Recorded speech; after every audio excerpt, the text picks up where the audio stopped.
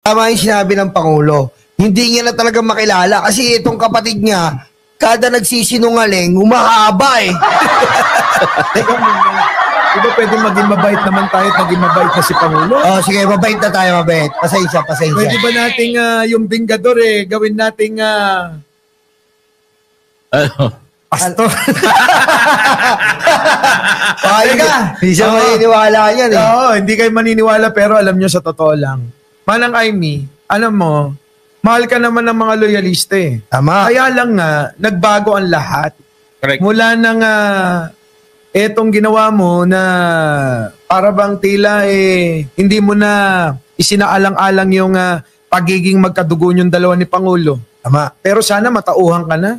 Sapagkat yung ginawa, pasubali ni Pangulo, imbis na awayin ka, hindi. Pagkus para bang kulang na lang sabihin niya, makonsensya ka.